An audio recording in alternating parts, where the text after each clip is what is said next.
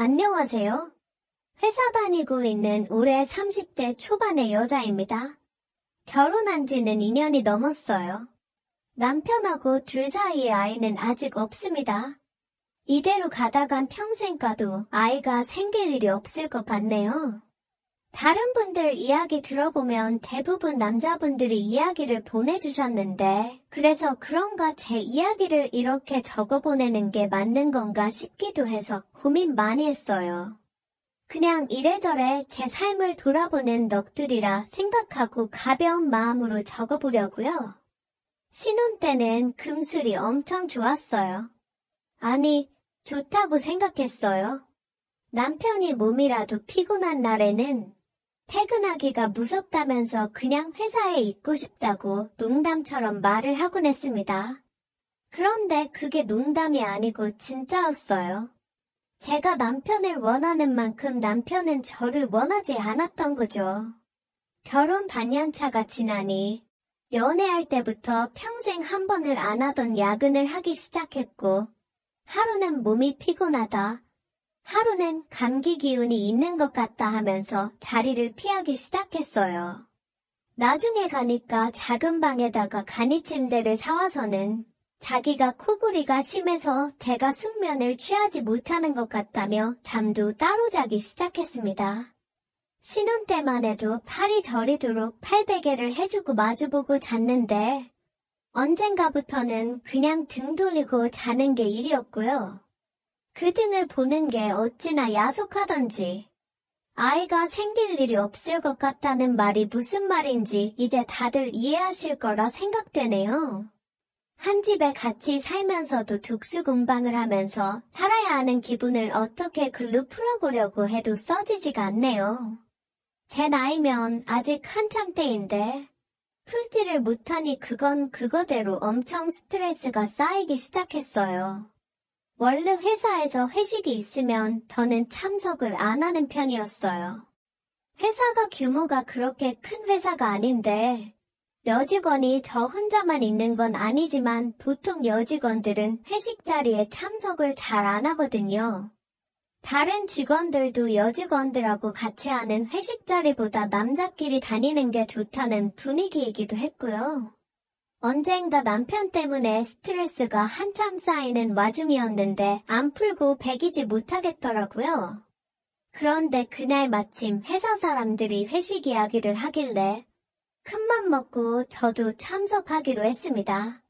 술 몇 잔 마시고 노래방 가서 노래라도 시원하게 몇 곡 부르고 나면 스트레스가 풀릴까 해서요.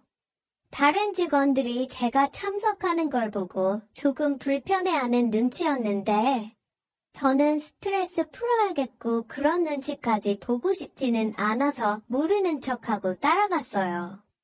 요즘 제 또래 사람들 회식하는 게 싫다고 하는데 막상 따라가 보니 재밌더라고요. 일단 회사 돈으로 마시는 술이다 보니 눈치 볼 필요 없이 먹고 싶은 거 먹어도 되고 하니까요. 그날따라 평소보다 술이 잘 받아서 주는 대로 마시고 있었어요.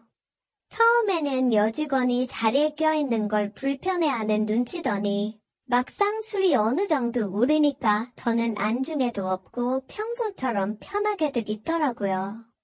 그날 회식 메뉴가 장어였는데 제가 꼬리를 먹으려고 집으니까 동료 중에 한 명이 저한테 필요도 없는데 꼬리를 왜 너가 먹냐고 하면서 후다닥 집어가더라고요. 그러더니 다른 직원이 그 직원한테 꼬리 먹어서 뭐 쓸 데나 있냐고 시시벌렁한 농담을 하기 시작했어요. 그런데 그런 농담을 하면서 다들 슬쩍 제 눈치를 보는데 그때 알았죠. 제 반응이 어떤가 보려고 일부러 작정하고 하는 농담이었던 걸 말입니다. 그때 저도 조금 취해 있었기도 하고 회식 분위기도 나쁘지 않았다 보니 적당히 맞장구 쳐줬어요. 장어꼬리가 그렇게 좋냐고. 그러면 장어꼬리는 따로 집에 포장해 가서 우리 남편 좀 줘야겠다고요.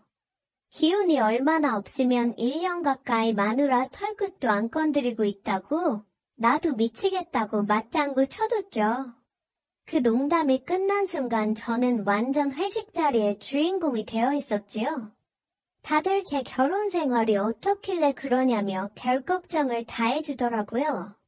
말인즉슨 멍석을 깔아줄 테니 좀 더 이야기해보라는 눈치였습니다. 그냥 적당히 받아친 농담이라고 생각했는데 이목을 끌어모으니 조금 당황스럽긴 했습니다만 아무리 직장 동료들이라고 해도 그런 반응을 보이니까 뭔가 스릴도 있고 기분도 묘해지더라고요. 그래서 저도 고삐 풀린 망아지 마냥 사소한 것까지 다 털어놓아버렸어요. 제 이야기에 사람들 반응은 전부 제각각이었습니다. 짓궂게 굴더니 막상 제가 이야기를 하니 얼굴이 빨개져서 고개도 못 드는 사람도 있었고, 제 이야기가 흥미진진한지 눈을 동그랗게 뜨고 집중해서 더 이야기해보라는 표정을 짓고 있는 사람도 있었어요. 마지막엔 제가 많이도 아니고 일주일에 한두 번이 그렇게 힘든 거냐고 한마디 했는데 막상 그렇게들 궁금해하더니 일주일에 그렇게 하면 남편 과로사 한다면서 다들 제 남편 편을 들어주더라고요. 그러면서 조금 이야기가 진지한 분위기로 흘러가기 시작했어요. 알고 보니 그 회식 자리에 있던 기혼 직원들 중 결혼 2, 3년 차를 넘기는 사람들 전부 다 저랑 비슷한 상황이었던 거예요. 자의반 타의반으로 리스 생활을 하고 있던 거였죠. 연인이 부부가 되고 부부는 곧 가족이 되는 거 아니겠냐, 가족끼리 그런 거 하는 거 봤냐면서 남편한테 공감을 해주기 시작하더라고요. 사회생활하는 게 얼마나 피곤한 줄 아느냐고 하는데 다른 사람도 아니고 같은 회사 다니는 사람들이 그런 말을 하니까 어이가 없었어요. 나는 뭐 사회생활 안 하냐?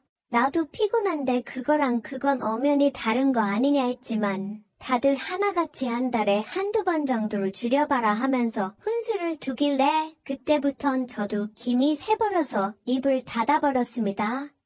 회식 자리가 마무리되는 가운데 몇몇 직원들이 더 마셔야겠다고 하면서 이 차는 내가 쏘네 하면서 자리를 다시 만들더라고요. 그냥 집에 갈까도 싶었는데 노래 한 곡 시원하게 부르면 기분이 나아질까 싶어서 저도 따라 나섰습니다. 그런데 막상 지들끼리 신이 나서 저한테 마이크가 돌아올 차례는 오지 않을 것처럼 보였어요. 제 차례가 되어서 노래 한 곡 불렀는데 생각한 것보다 기분이 풀리지가 않더라고요. 더 이상 회식 자체에도 미련이 없고 재미도 없어져서 그냥 집에 가야겠다 싶었어요. 어차피 자기들끼리 일어나서 춤추고 노래하고 놀고 있는데 쓱 혼자 빠져나가도 눈치 못 채겠거니 싶었죠. 마침 자기들끼리 좋아하는 노래가 따로 있는지 다 같이 일어나서 아주 흔들어 제끼고 자기들끼리 정신줄을 하나둘씩 놓고 놀기 시작하길래 때는 이때겠구나 싶어서 그때 화장실 가는 척 자리를 몰래 빠져나왔습니다. 시계를 보니 새벽 2시가 가까워오고 있었어요. 그 와중에 남편한테는 전화 한 통 없더라고요. 그걸 보니 열불이 터져서 허공에다 대고 짜증을 내고 있는데 누군가 제 등을 쿡 찌르더라고요. 놀라서 고개를 돌려보니 저희 회사 과장님이었어요. 솔직히 회식 자리에 있는 줄도 몰랐습니다.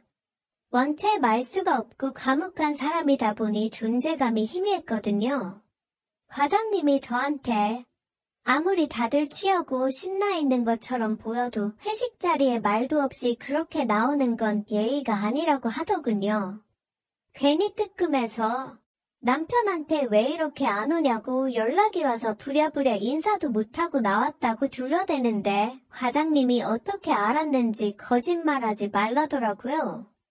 다 들켰구나 싶어서 자포자기하고 자리로 돌아가겠다 하는데 과장님이 돌아선 제 손목을 낚아채더니 저를 보고 웃으며 농담이라고 자기도 사람들한테 말 한마디 없이 저 나오는 거 보고 몰래 따라 나왔다고 하는 거예요. 굳이 저 나오는 거 보고 따라 나왔다는 말을 하는 게 무언가 의미심장해 보였어요. 원래도 자기는 시끄러운 거 싫어한다고 조금 조용한 데서 저랑 단둘이 이야기 좀 나누고 싶다고 하는데 정신 차려보니 제가 과장님 뒤를 졸졸 따라서 걷고 있었어요. 가까운 곳에 딱 봐도 손님 하나 없어 보이는 호프집으로 들어갔어요. 조명이랑 나오는 음악은 요란한데 손님 한 명 없으니 분위기가 묘하더라고요. 둘이서 마른 안주에 맥주 하나씩 시켜놓고 한참 동안 이야기를 나눴습니다. 직장 동료끼리 나눈 대화라고 믿기 힘들 만큼 개인적인 이야기들까지요. 분위기가 조금 이상해지는 것 같아서 제가 과장님한테 남편한테 연락 온 게 거짓말인 건 어떻게 아셨냐고 화제를 돌리는 질문을 던졌어요. 과장님은 나도 결혼했고 맞벌이하는 부부인데 다 알지 왜 모르겠냐면서 애초에 남편이 늦게 오는 걸로 연락을 하는 사람이었으면 회식 자리에서 제가 그런 이야기도 안 했을 테고 2차에는 따라오지도 않았을 거 아니겠냐며 다 알고 있으니 속일 생각 말라더라고요. 그 말을 들으니 저도 모르게 반대로 질문을 하고 싶어졌어요. 그럼 과장님 아내분한테서는 아무 연락 없었냐고요? 과장님은 슬쩍 웃으면서 내 와이프 입장에서 생각해보고 한번 맞춰보라고 하더라고요. 생각해보니 과장님 와이프가 집에 언제 오냐는 연락을 했다면 과장님이 여기서 저랑 술을 마시고 있을 이유가 하나 없겠더라고요. 그래서 제 생각을 그대로 이야기했어요. 과장님은 정답이라고 대답했습니다. 그러더니 대뜸 자기네 집도 저희 집이랑 별다를 거 없는 상황이라고 그냥 서류상 부부라고 하니까 부부인 거지. 자기들도 결혼 3년차 지나고 나서는 남보다 못한 사이가 되었다고 하더라고요. 어디서 무슨 연구를 했는데 사랑이라는 건 뇌에서 보내는 신호일 뿐이고 그마저도 유통기한이 2년밖에 안 된다고 하더랍니다. 아마 말들을 안 해서 그렇지 다들 우리처럼 살고 있을 거라면서 다들 쉬쉬하는 이야기인데 사람들 있는 자리에서 그런 이야기를 꺼낸 제가 참 대단해 보인다고 하더라고요. 그러면서 뜬금없이 자기 미국에서 살았던 이야기를 하더라고요. 과장님이 파견 근무 때문에 한 반년 정도 주재원 생활을 하다 온 적이 있었거든요. 거기 사람들은 자기 감정에 충실하게 살고 있더라. 쌓인 게 있으면 그걸 담아두지 않고 아주 자유롭게 알아서 풀더라고요. 그러면서 덥석 제 손을 잡는데 그때 딱 눈치를 챘어요. 과장님이 저를 따라 나온 이유부터 고민 상담을 해주는 것처럼 제 개인적인 부분까지 털어놓게 만든 것까지가 다 그걸 말해주고 싶어서였다는 걸 말이죠.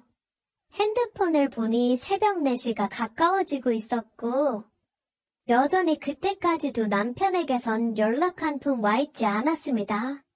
그쯤 되니까 저도 우기가 생겨서 과장님한테 더 길게 끌고 뭐 있냐 말하고 자리에서 일어났어요.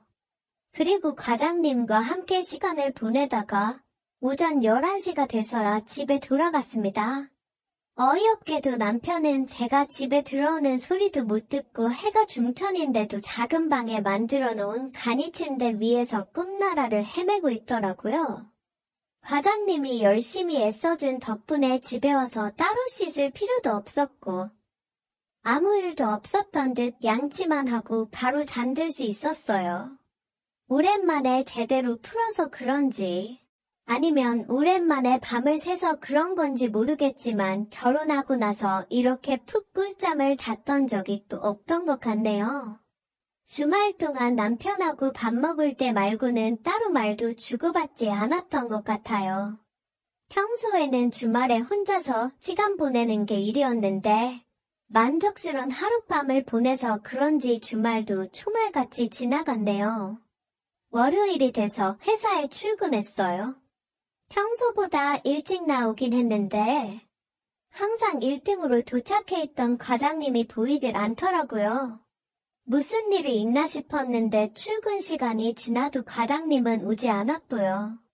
그날 저랑 해가 중천이 될 때까지 시간을 보냈던 걸 집에 들킨 건가 혼자 오만가지 생각이 들기 시작했어요. 그런데 제 업무용 메일이 아니라 개인용 이메일로 메일이 왔어요. 메일 내용에는 아내 출장 때문에 집이 비어있다는 말과 함께 집 주소가 적혀 있었어요. 보낸 사람은 과장님이었고요. 그래서 슬쩍 몸 컨디션이 안 좋다는 핑계를 대고 반차를 써서 그 길로 곧바로 과장님 집으로 향했고요. 근처에 도착해서 과장님한테 연락했는데 뭘 날 더운데 밖에 있냐고 집으로 들어오라고 하더라고요. 요즘 신축 아파트가 워낙에 잘 되어 있어서 부담스러웠어요. 괜히 제가 엘리베이터 타는 것부터 해서 과장님 집에 들어가는 것까지 기록에 남을 수도 있잖아요. 과장님이 그런 건 걱정 안 해도 된다고 준비 다 되어 있으니까 빨리 들어오라고 보채서 결국 과장님 집으로 들어갔어요. 집에 들어가니까 언제 그렇게 걱정했냐는 듯 머릿속에 아무 생각도 안 나더라고요. 그렇게 이틀도 안 지나서 술 한 방울 안 마시고 또 과장님과 시간을 보냈습니다. 2시간이 정말 초말처럼 흘러갔어요. 아주 녹초가 되어서 드러누웠는데 그때부터 다시 걱정이 되기 시작하더라고요.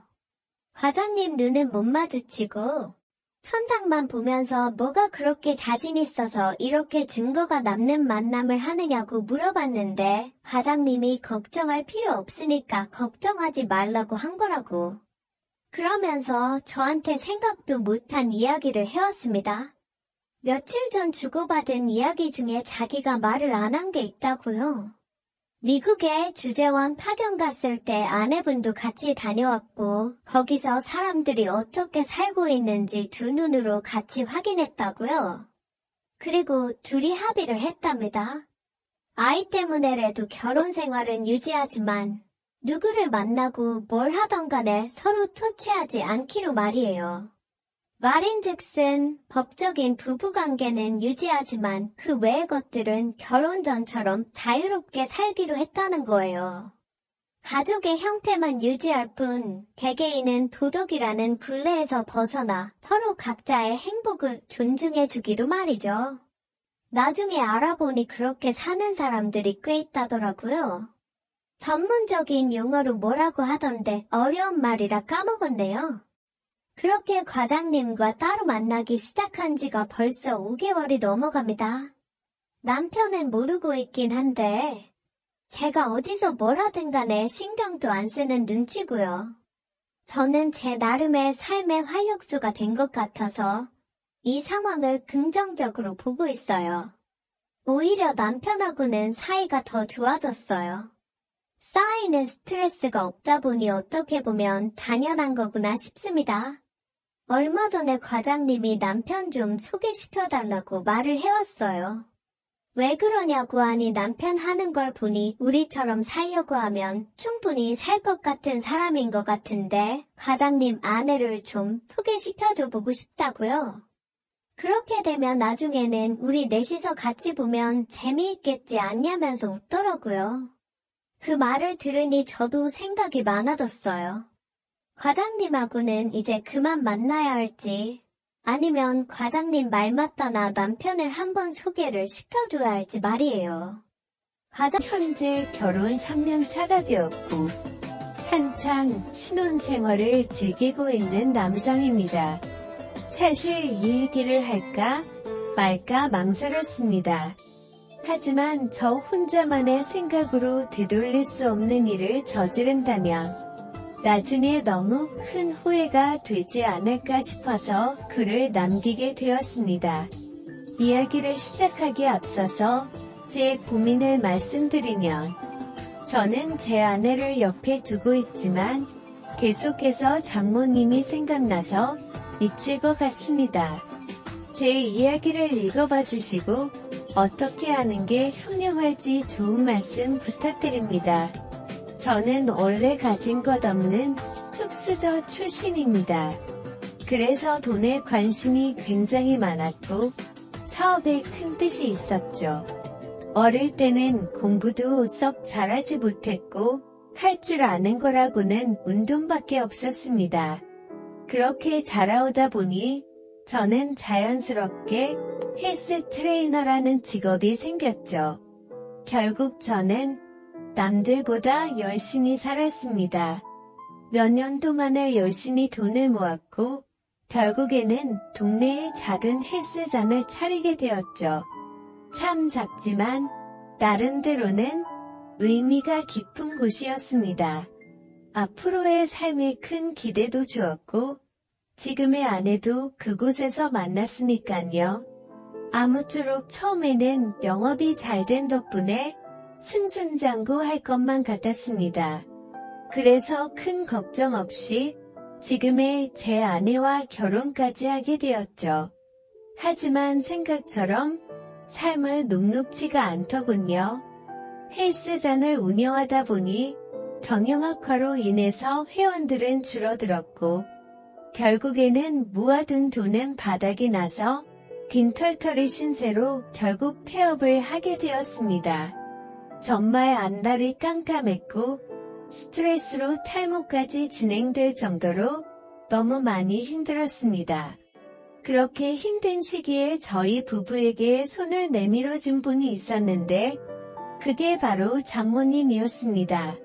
그때는 일단 당장 저희가 살던 집을 정리해서 빚을 다 갚았고 당장 마땅히 갈 곳이 없어서 숙박업소에 전전긍긍하던 시절입니다. 그런 저희 소식을 듣게 된 장모님이 연락이 오시더군요. 장모님 댁에서 함께 살면서 다시 시작하는 건 어떻겠냐고 말씀을 해주셨습니다. 저는 그 말씀에 너무 감사한 마음이 컸지만 오히려 제 아내는 장모님 댁에 들어가는 것을 반대하더군요. 사실은 아내가 반대할 만한 이유가 있었습니다. 다들 아내가 친정으로 들어간다고 하면 좋아할 거라고 생각하시겠지만 아내는 그렇지 않은 게 장모님과 별로 사이가 좋지 않았기 때문이죠. 왜냐하면 장모님은 아내 친엄마가 아니라 새엄마였기 때문입니다. 장모님은 아내가 20살이 되었을 때 재혼을 하셨는데 아버지는 재혼한 지 2년도 채 안 되어서 돌아가셨다고 했습니다. 그래서 장인어른이 살아계실 때는 가족처럼 지내기 위해 노력했었다고 하는데 장인어른이 돌아가시고 난 뒤로는 아내가 곧바로 독립을 했다고 하더라고요. 그렇다고 기분 나쁘게 집을 나온 건 아니었고 취직을 하면서 회사 근처로 옮긴다며 자연스럽게 나와서 지냈다고 했습니다. 아무쪼록 그렇게 집 밖으로 나와서 지내게 되니 함께 지내면서 친해질 시간은 딱히 없게 되었던 거죠. 그래서 아내와 장모님은 여전히 서먹서먹한 사이였습니다. 그렇다고 서로 싫어하는 건 아니었습니다. 아내도 처음 재혼을 할 때 별로 싫어했던 건 아니었다네요. 물론 새엄마가 자신과 나이 차이가 15살밖에 차이가 나지 않는 건 몰랐다네요. 그래서 언니 같은 느낌이 강했고 엄마로 느껴지기에는 조금 어려웠던 거죠. 게다가 아버지를 믿고 결혼을 했는데 금방 세상을 떠나셔서 오히려 미안했다고 했습니다. 그냥 말 그대로 서로가 싫어하는 게 아니라 별로 친하지가 않았을 뿐이었죠. 하지만 장모님은 제 아내를 많이 위해주는 착한 심성이셨던 것 같습니다. 안타깝게 결혼 생활을 짧게 하고 남편을 떠나보냈지만 유산 덕분에 그래도 일도 하지 않고 잘 먹고 잘 사는데 아내가 길바닥에 나앉았다고 하니 차마 지켜만 볼 수 없으셨던 거죠. 여하튼 저는 아내가 불편할 걸 알았지만 어쩔 도리가 없었습니다. 아무리 생각해도 현실적으로 가장 합리적인 선택은 처가살이였죠. 제 본가는 시골에 있어서 간다고 하더라도 주변에 눈과 밭밖에 없어서 제대로 된 직장을 구할 수도 없는 노릇이었고 다시 재기하기에는 결코 갈 수가 없다고 생각했습니다. 장모님이 계신 집이 평수도 넓은데 혼자 계시기에는 남는 밤도 많았으니 저와 아내가 조금만 불편함을 감수한다면 아주 이상적인 선택이라고 생각을 했습니다. 그래서 저는 며칠 동안 끈질기게 아내를 설득하고 또 설득을 했습니다. 평생 같이 지내는 것도 아니고 집을 얻을 수 있는 돈을 모을 때까지만 장모님 댁에서 지내자고 했죠. 결국 아내도 현실과 타협을 하게 됐고 저희는 그렇게 장모님 댁으로 들어가게 되었습니다. 솔직히 저라고 마음이 편했을까요? 저도 염치가 있었기에 정말 너무나도 마음이 불편하긴 했었습니다. 하지만 어쩔 수 없이 장모님 댁에 들어가서 살게 되었죠. 그렇게 한 달이라는 시간이 지났습니다. 아내는 원래 다니던 회사에 계속해서 다녔고 저는 장모님 댁에서 멀지 않은 곳에 헬스 트레이너로 취직을 하게 되었죠. 저는 직업의 특성상 사람이 많은 주말에는 쉬는 날이 없었고 평일 중에 하루만 쉬는 날이 있었습니다. 그리고 아내와는 출근 시간 자체도 달랐었죠. 저는 저녁에 출근을 했고 아내는 아침 일찍 출근을 했으니까요. 어느 날 평일에 제가 쉬는 날이었습니다. 저는 오랜만에 쉬는 날이어서 마음 편하게 산책이나 할 겸 동네 공원에 가서 가볍게 조깅을 하고 집으로 들어왔습니다. 그런데 문을 들어서는 순간 깜짝 놀랐습니다. 거실의 의자는 나뒹굴고 있었고 장모님은 쓰러져서 앓는 소리를 내고 계시더라고요. 저는 놀라서 얼른 장모님께 달려 들어갔습니다.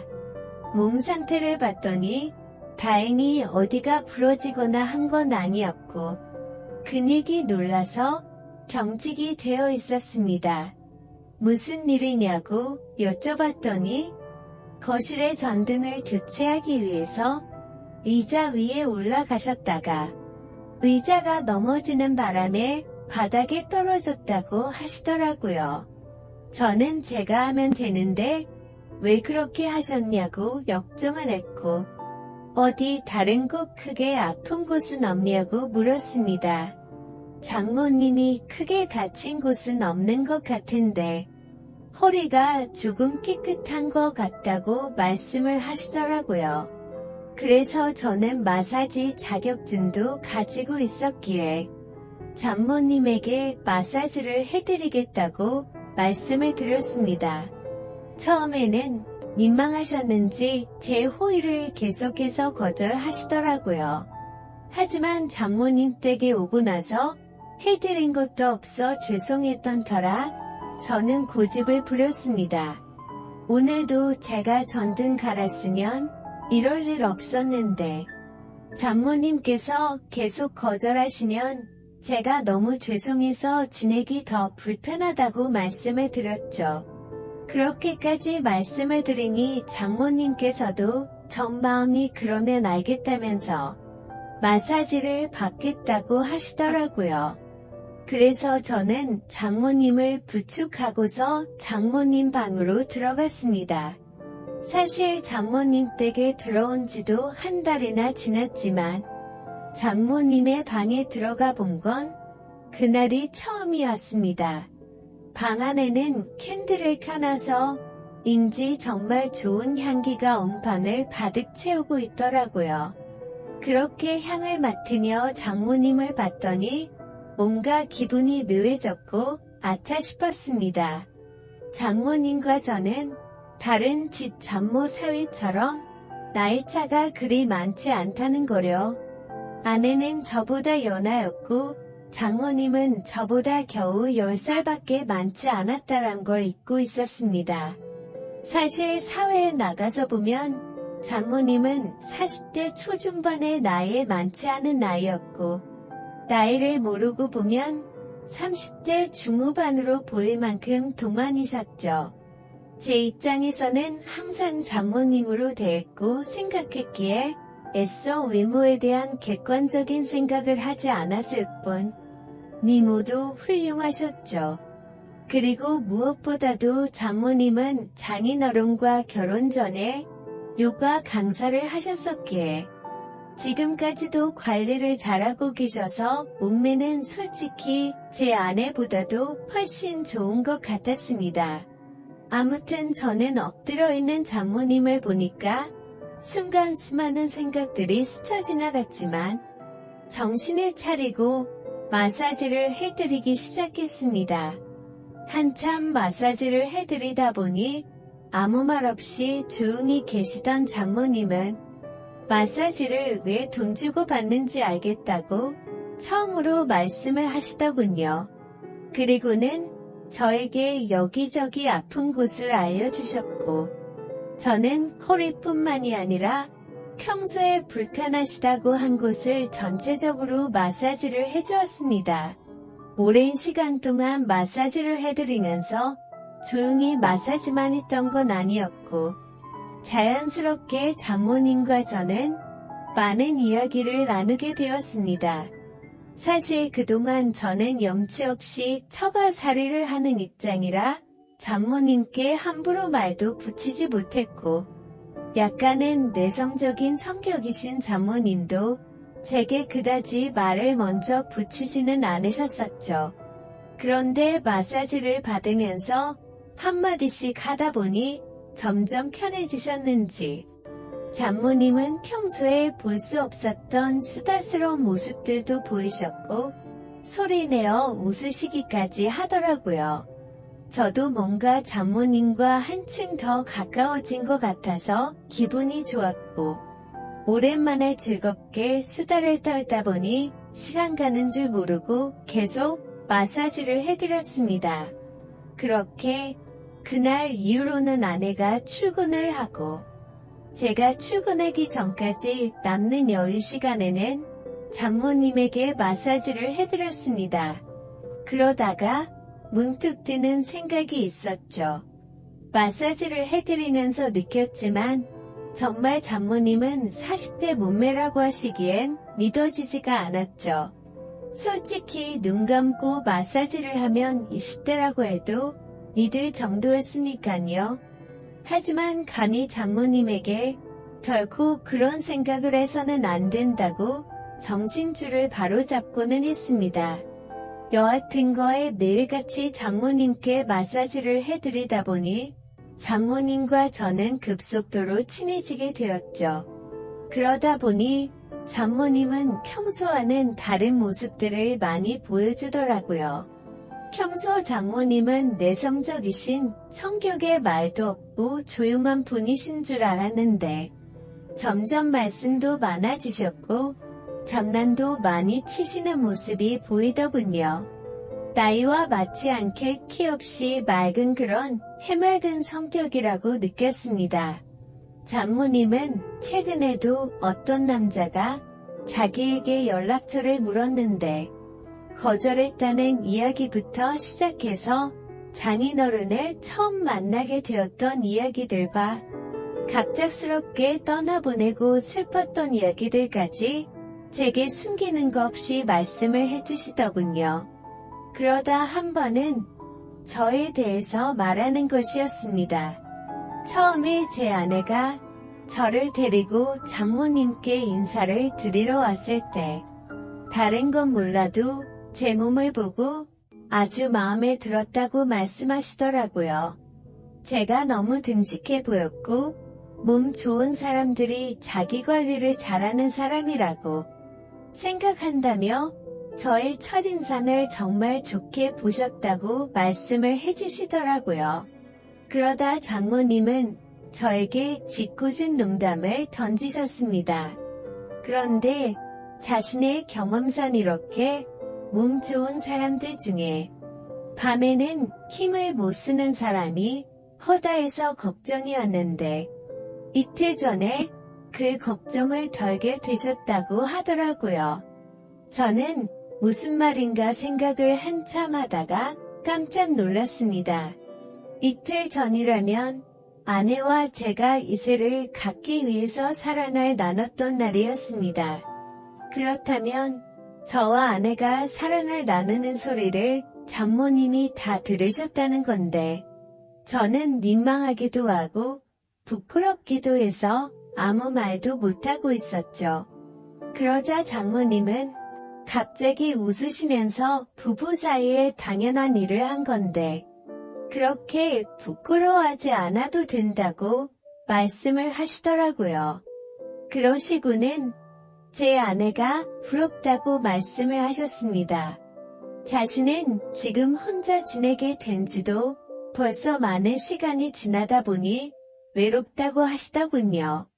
그러다가 장모님은 갑자기 제 팔뚝을 어루만지시면서 이런 텐실한 팔뚝을 가진 남자가 곁에 있다는 건 정말 부러운 일이라고 말씀을 하셨죠. 그날 이후부터는 장모님의 장난스러운 스킨십은 계속되었습니다. 저도 기분이 썩 나쁘지는 않았죠. 솔직히 말해서 좋다고 생각도 했었습니다. 하지만 이러다가는 큰일이 벌어지겠다고 생각을 했고 장모님에게는 저의 근무 시간이 바뀌었다고 거짓말을 했습니다. 그날부터는 저는 아내와 함께 출근을 하게 되었고 아내가 퇴근하는 시간을 맞춰서 같이 집으로 들어갔었죠. 그렇게 저는 가정의 평화를 위해 장모님과의 거리를 두기 시작했습니다. 장모님도 제가 아내와 함께 있으니 둘이 있을 때처럼 함부로 장난을 치지는 못하셨고 결탈 없이 시간이 흘러가고 있었죠.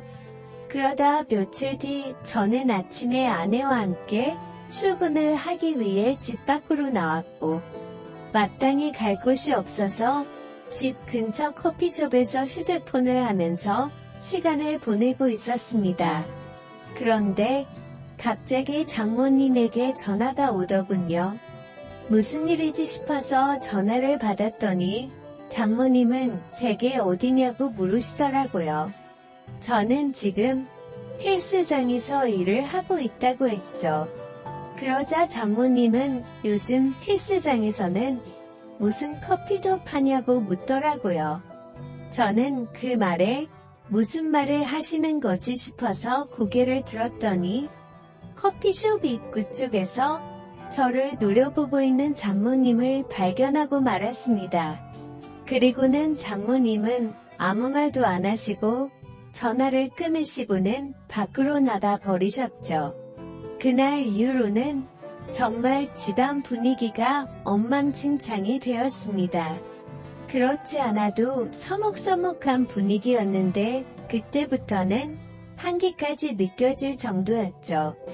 그래서 저는 하루하루가 바늘 방석에 앉아서 생활하는 것처럼 너무 많이 불편했었습니다. 그렇게 불편한 나날을 보낸 지도 몇 주가 지나갔고 아내는 회사 워크숍이 있어서 1박 2일로 자리를 비운다고 하더군요. 저는 어색한 걸 너무 싫어하는 성격이라 솔직히 그때부터 너무 초조했고 미칠 것 같았습니다. 차라리 친구들을 만나서 밤새도록 술이나 먹고 들어올까부터 시작해서 여행이라도 다녀온다고 할까 등 수많은 여러가지 생각을 했지만 아내가 자리를 비울 때 기회다 싶어서 같이 자리를 비우면 일을 더 악화시킬 것 같아서 차마 그런 방법을 선택할 수는 없겠더라고요. 그래서 저는 장모님과 이런 불편한 관계로 계속해서 지낼 수는 없는 노릇이었기에 결국 정면 돌파를 하기로 마음을 먹게 되었습니다. 저는 아내가 워크숍을 간 날 삼겹살과 소주 등 장모님께서 좋아할 만한 것들을 잔뜩 사들고서 집으로 들어갔습니다. 장모님의 방문을 노크하면서 장모님께 그동안 죄송했다며 함께 먹자고 말씀을 드렸죠. 하지만 제게 많이 화가 나신 장모님은 대꾸도 하지 않으시더라고요. 그래서 저는 간곡히 계속해서 부탁을 드렸고 결국에는 장모님은 제 성화에 모시겨 식탁에 앉으셨습니다. 저는 열심히 고기를 구워서 쌈도 싸드렸고 장모님의 잔이 비지 않도록 소주도 계속 채우면서 허심탄회하게 이야기를 시작했습니다. 장모님께서는 장난이라고 제 몸을 계속 만지시는데 솔직히 저한테는 정말 부담스러운 일이었다고 했죠. 그러자 장모님은 그게 그렇게 싫어서 거짓말까지 하고 그랬냐고. 그냥 싫으면 싫다고 하지 그랬으면 굳이 안 했을 텐데 왜 이상한 사람을 만드냐고 화를 내셨습니다. 저는 또 화가 나신 장모님을 보면서 당황한 나머지 사실 싫어서 그랬던 건 아니었다고 했죠. 그런데 그 말을 하자마자 아차 싶었습니다. 장모님은 곧바로 싫은 게 아니면 뭐냐고 물으셨습니다. 이런 말씀 드리기 그렇지만 사실 장모님께서 저를 만지실 때마다 좀 느낌이 이상했다고 했죠. 장모님은 그때부터 뭔가 표정이 달라지시더니 무슨 느낌이 이상하냐고 했습니다. 그래서 저도 술도 취했겠다. 그동안 억울했던 마음도 있었던 터라 생각 없이 말을 내뱉기 시작했습니다. 장모님처럼 젊으시고 예쁘신 분이 저를 만지시니까 당연히 이상한 생각이 들고 그랬다고. 저도 남자인데 아무렇지 않은 게 이상하지 않겠냐고